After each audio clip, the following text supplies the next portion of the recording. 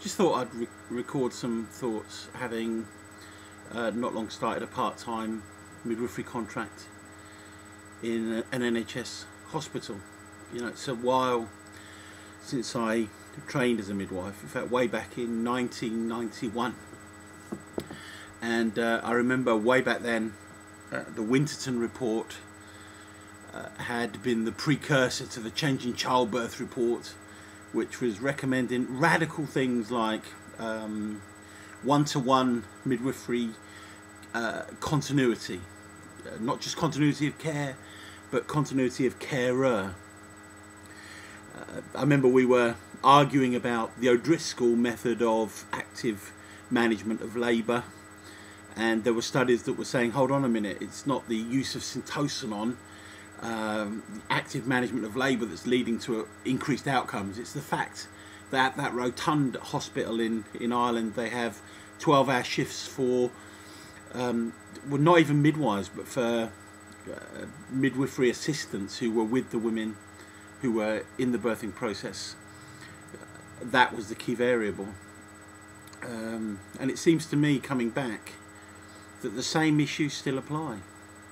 That still there don't seem to be enough midwives around to be with women constantly while they're in the birthing process. It seems to me the same kind of language is being used constantly. It seems to me that fear is a driver. Fear of litigation, fear of getting something wrong, fear of not completing the paperwork, fear of what will my colleagues think. All of that seems to be still prevalent. Now, I'm working at a really great hospital with really kind, caring people, and still that atmosphere of fear prevails. And I don't know what you think, but nobody is free to do good thinking, to do innovative type, caring and compassionate practice. Well, what do I think about that? Of course, in any context, caring and compassionate practice should be a given.